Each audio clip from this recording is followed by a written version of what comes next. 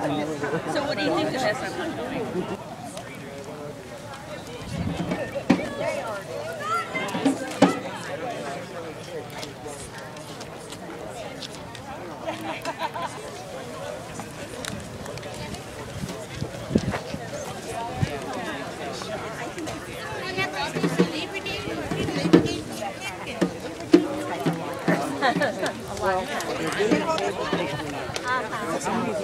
Actually, I was last year. Oh, you were? Yeah. Okay.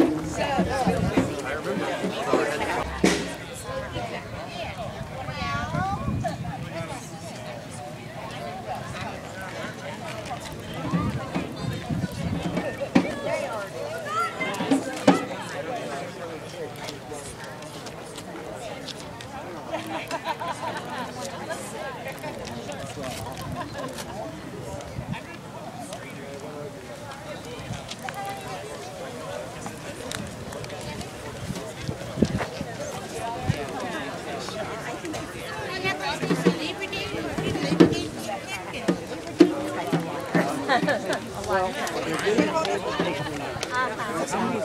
Actually, I was last year. Oh, you were? Yeah. Okay.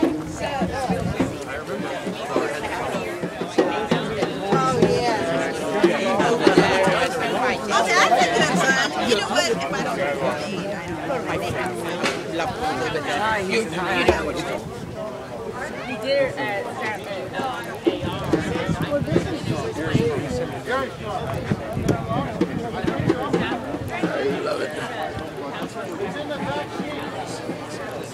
I love it.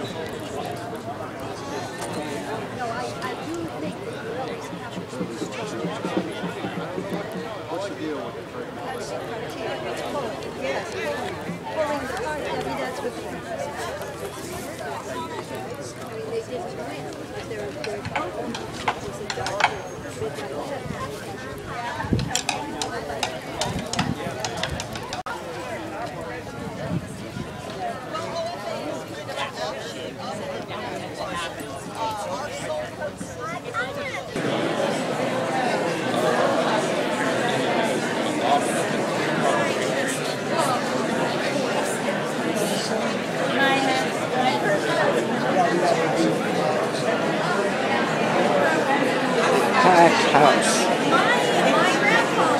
Can't believe it.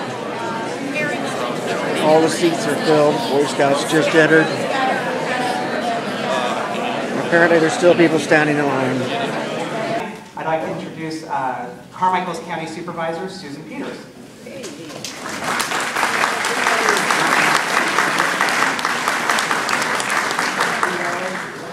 Thank you, Peter, and it's nice to see all of you here tonight. People are taking a lot more interest in government these days, and I'm glad to see you here to learn some of the things that are going on. I represent Carmichael on the Board of Supervisors, and Congressman Lungren represents Carmichael in Congress.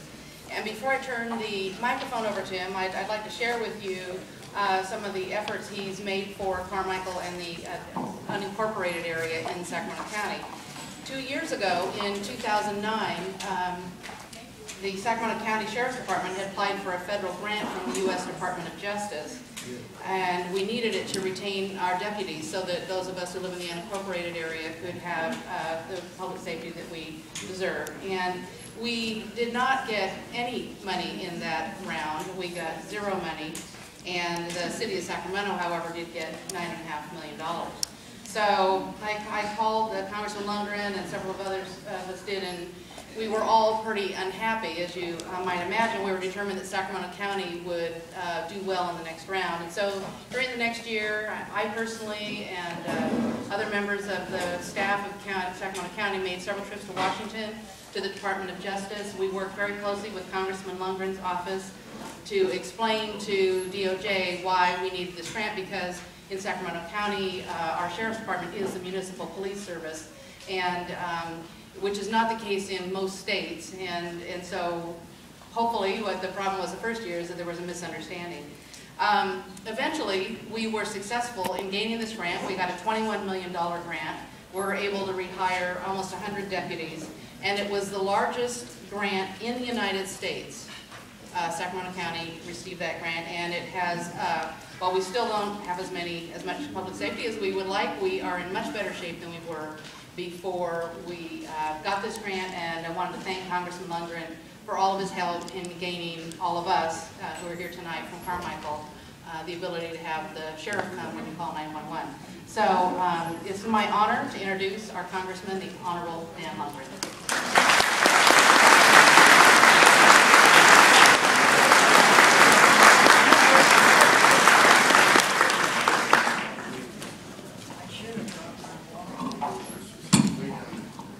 Thank you very much, Susan, and thank you all for being here.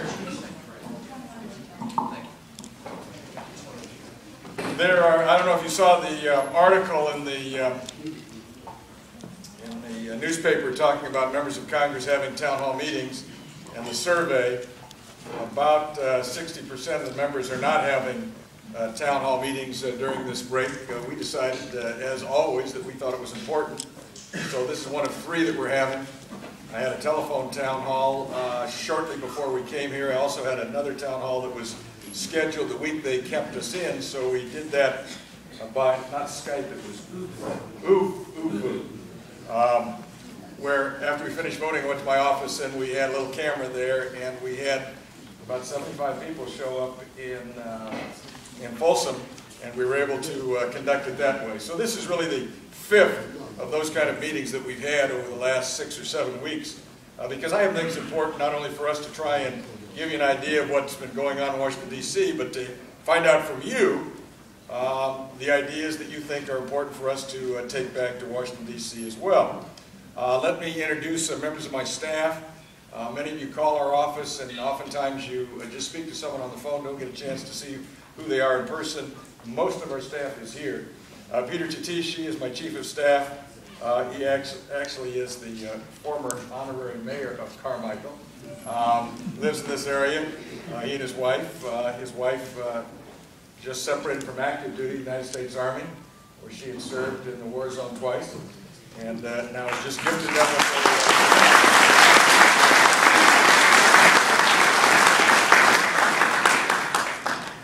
and Peter and his wife, Captain Tatishi, have just had their first baby. So he may not be spending much time in this. Marilyn Herbs is our district director. Marilyn Herbs oversees the operation of the district office. Oftentimes, if you call our office, you will speak with her. She does oversee our casework and constituent services. Debbie Jones is special assistant. Debbie oversees our district budget, handles the scheduling in the district office, and oversees the interns. We have a great program of interns, most of whom are college interns. We do have high school interns that have done a great job for us. And we actually have interns here in the district office and in Washington, D.C. as well. Liz Donnelly, senior field representative. She conducts district outreach for the communities of Arden Arcade, Folsom, Antelope, Citrus Heights, Carmichael, Alberta, Rio Linda, and Fair Oaks. Also has worked very closely with us on the PAGE program. Some of you may have read where they canceled the PAGE program after 200 years. That was not something I agreed with. Speaker of the House John Boehner and the former Speaker of the House Nancy Pelosi together decided that it was time to close up that program. I think they were wrong, but that's the decision they made.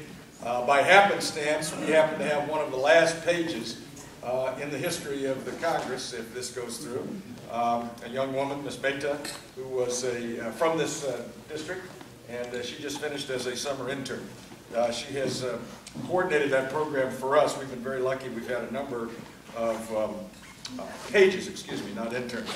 One of the ones I'm most proud of is a young man who was a foster child who had actually managed to be emancipated at age 16.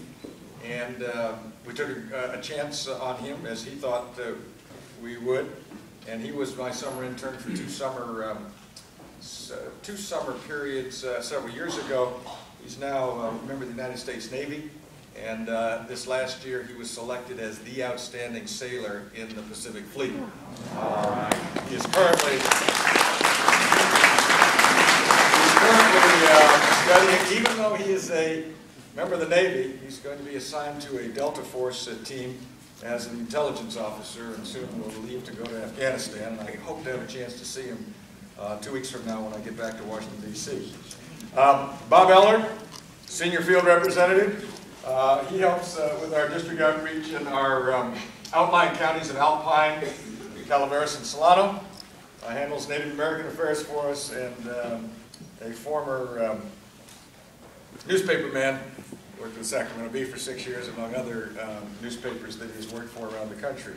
One of the people that a lot of you, if you've called our office and talked with, is not here, Oliver Hugh. He has a well-deserved vacation right now, but he's the one that really helps out with the citizenship and immigration issues, knows that as well as anybody that I've ever seen. Michelle Panos is here. She's a constituent services representative, does a great job with Veterans Affairs issues, Social Security, IRS, and Medicare. She manages the Congressional Art Competition. That's a program we have that all congressional offices are able to participate in. Not all do, we do. And it's open to all the high schools in our district for their students to bring forth artwork. And then we have a panel that we enlist, and they make choices. We also have a what we call People's Choice Award that we have.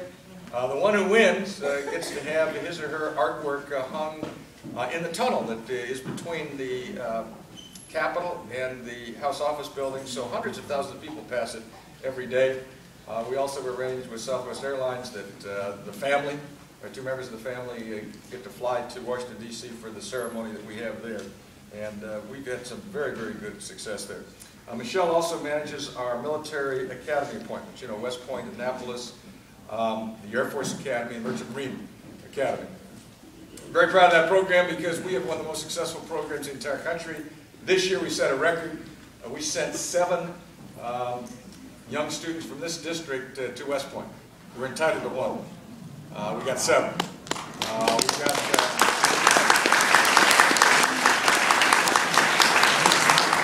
2 years ago we got 6 into the Naval Academy, and then another year we got 6 into the Air Force Academy. Yeah, normally it's about 6 or 7 for your first day. So we are very, very proud of the young people. It's a tribute to the schools in our district, a tribute to those young people, and a tribute to their parents. Brian Cavaney, where's Brian? Oh, there. He's a communications director and also handles science, space, and technology. Where's Jillian? Jillian Morris, interesting program that we participate in. The Department of Defense has a fellowship program where they take outstanding young members of the military and the civilians who work for the Defense Department. And for a year, they have a fellowship to work on the Hill. They work on Senate office or congressional offices or committee offices. Jillian is our current fellow from the Air Force. She is a civilian employee of the Air Force. Also, we have our interns, Melanie McHugh. Over here. Oh, Melanie over here. One of those people does a great job for us, attends Stanford University, and will be leaving shortly to go back to school. And I wish her well, except on the Saturday after Thanksgiving when Notre Dame is going to beat Stanford. Brandon McKenzie, a student at Vista Del Lago High School in Folsom, and he helps us out as well. So these are people that really do a good job for us, and I appreciate all the work that they do. Do we have 1 mic or 2 mics there? There's 1 question. Okay. We will have a mic that we will use to go around in the audience to get your questions. Who's going to be running around with it? We'll probably be a tag team. Oh, tag team. All right. So we have 1 mic. We'll bring it around to you. The only thing we do is ask you to wait to ask your question until we get that to you. A couple of things that I'd like to just mention before we go to questions and answers. There is one of the reasons that I sought this office was to deal with the issues of threat to the United States by way of terrorism. And I spent a great deal of time doing that because of my committee assignments. And one of the difficult things I think we have as a nation is to understand the concern that is appropriate for the threat that is out there in view of the fact that we haven't had a successful attack against us on our soil of a significant nature. And what I mean is a mass attack since 9/11. We've had a terrible, terrible attack at Fort Hood. We've had attempts by the, I don't know, you call them the underpants bomber. We had an attempt by the shoe bomber. All of those of us who have a chance to fly from time to time understand that, because many of the things that happen with TSA in their approaches to us are a result of those threats that are out there. We have in this area a major concern. Not only are we the state capital of the United States, but we have Folsom Dam, which is of a unique nature. It's actually 4 dams and 8 dikes. There's no other water structure like it in the country. A number of years ago, the head of the Bureau of Reclamation said publicly, and later confirmed to me privately, that of all the water projects that they run in the entire United States, Folsom Dam is of the greatest concern to them from a terrorist standpoint, not because of any specific threats that we could refer to, but because of the consequence. If we had a catastrophic failure at Folsom, because so many people and so many structures are downstream of it, we would suffer tremendous calamity. One of the things we've been working on for a number of years is to increase the security out there. I can report to you that it has increased tremendously, in part because we did bring, or they did decide to hire the Sheriff's Department to provide the security. They've upgraded security in many, many different ways. And it is in far better shape than it was.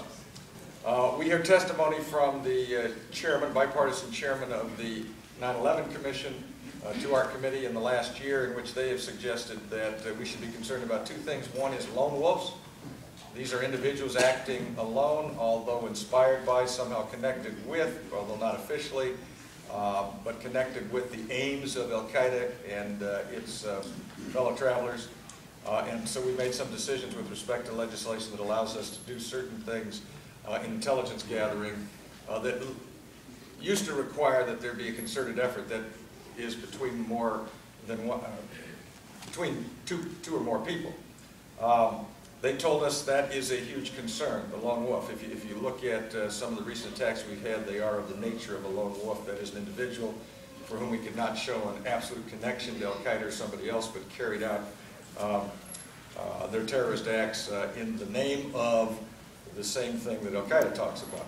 The second thing they talked about is their concern about not the great cataclysmic attack, but the enemy attempting to look at more attacks of a less consequential nature, but still a debilitating effect on our national psyche.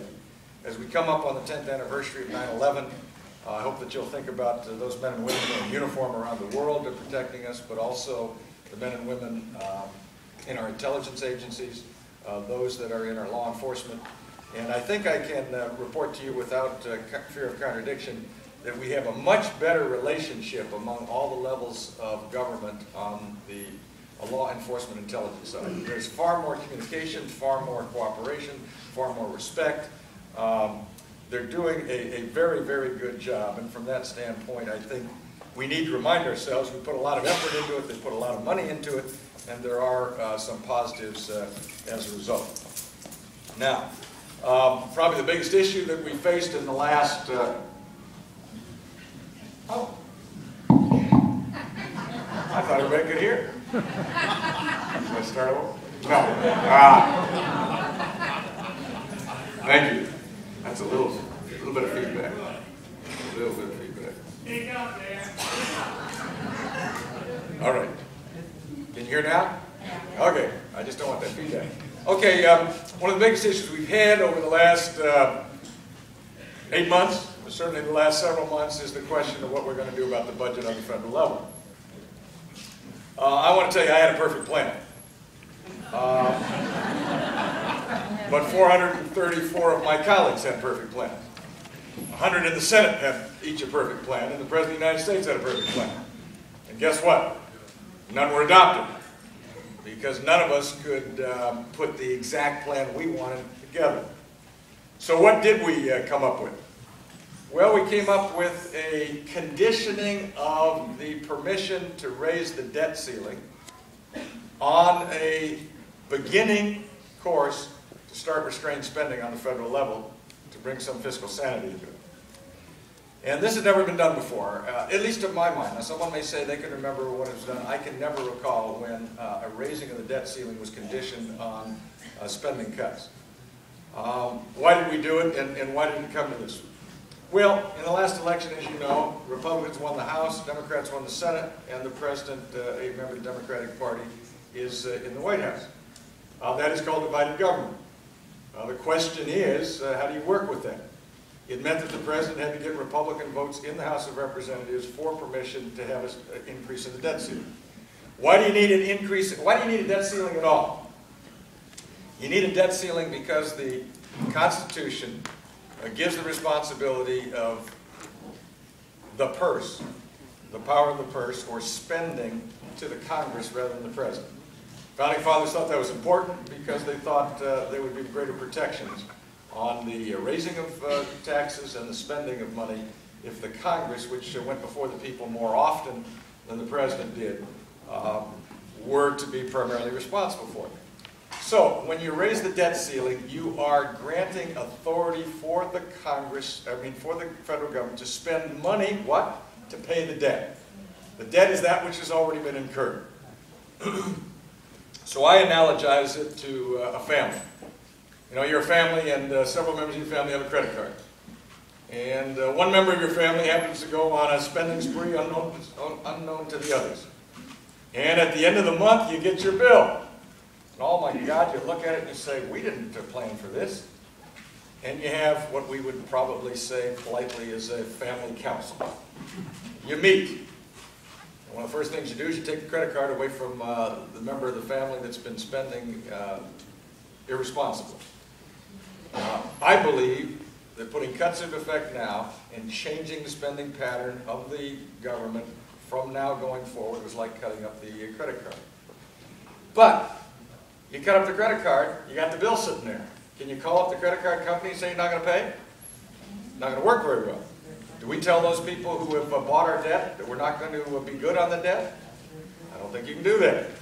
So I think it was responsible to pay or to raise the debt ceiling in partial response to the president's request. We didn't give him everything he wanted, but we raised it by $900 billion, but it was accompanied by cuts of more than that, $917 billion. The president wanted a larger debt ceiling increase, and we said, okay, we'll give you an opportunity to have it in the second go-round, but it has to be preceded by $1.5 trillion in cuts. That's kind of difficult to do. How are you going to get members of Congress to agree when there's, 435, everybody's there in the House, 100 in the Senate, and the President of the United States? Well, what we did was we set up a system that said we will have this committee made up of 6 members of the House, 6 members of the Senate, 6 Democrats, 6 Republicans that will report to the Congress. They have to report to us by November 23rd of $1.5 trillion in cuts that they have figured out across the board. In different agencies and departments of the federal government.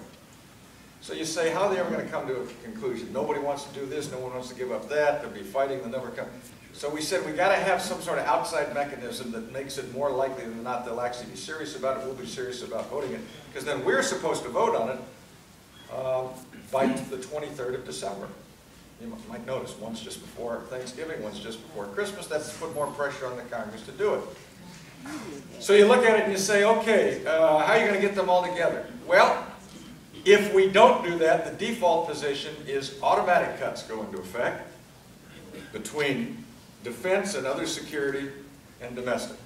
And they made it such that it is so awful from the standpoint of the people on my side of the aisle in terms of Defense Department, Homeland Security, intelligence agencies, and Department of State that we don't want that to happen. And they did it so that those on the liberal side wouldn't want those cuts in domestic spending, so they don't want it to happen. And it's to try and force us to come to an agreement on what we ought to do in terms of coming up with an intelligent approach to it. So that's why that was done. If that happens, then the president can get an increase in the debt ceiling that is somewhat less than the cuts that we make. Then the fourth thing we put in there was a requirement that both houses have to vote on a constitutional amendment to balance the budget. Doesn't guarantee it's going to pass. Doesn't guarantee it's going to go to the states. But the last time we voted on it was 15 years ago. It passed the House by over two-thirds vote, went to the Senate, missed a two-thirds by one vote. If it had had that extra vote, it would have gone to the states for ratification. If it had the supermajority of states to pass it, then it would have become law. Let's say they did pass it 15 years ago. Let's say it took 5 years for the states to have sufficient numbers to ratify it. If we'd had the last 10 years with a balanced budget requirement in the Constitution, I believe, you can disagree with me, but I believe we would not be in the mess we're in right now. I had an experience on the state level, which gives me some reason to believe this. When I was Attorney General, I had to approve every bond that was issued by the state of California. They couldn't go out to debt unless they were approved by the outside bond council, by the treasurer of the state of California, by the Attorney General. I had to sign that they met all of the laws and the Constitution of California. So we tried to figure out what the California Constitution requires. Does it require an absolute balanced budget? So I went to the best attorneys I had in the office. They were not political appointees. They were civil servants. And I said, let's look at this as strongly as we can to find out what the law really means. And we went back and we looked at the court decisions that went back to the Great Depression. And essentially we came up with an interpretation that was known at that time as the Lungren Doctrine, which was that since you have a fluctuation of revenues from month to month to month to month, depending on business cycles and so forth, you might have more revenues that come in one month than another, and you can't make sure that it's going to be exact for that fiscal year. So the way we interpret it with the best legal minds I could come up with was that you could only go into indebtedness in the state of California, that is the state, to carry across a fiscal year if you in good faith could prove that you had a reasonable prospect for paying it off in the next fiscal year and not just rolling it over. Now, I had to deliver that message to Governor Wilson and to the legislature. They were not all pleased with that because that restricted what they could do. And we had a $4 billion deficit at that time staring us in the face here in California, which was big at the time. And that forced them to take care of that within 18 months. We actually got rid of that deficit in California within 18 months, and we were on a balanced budget position. So do I think it would have happened without that outside constraint? No, I don't. And that's why I think it is good for us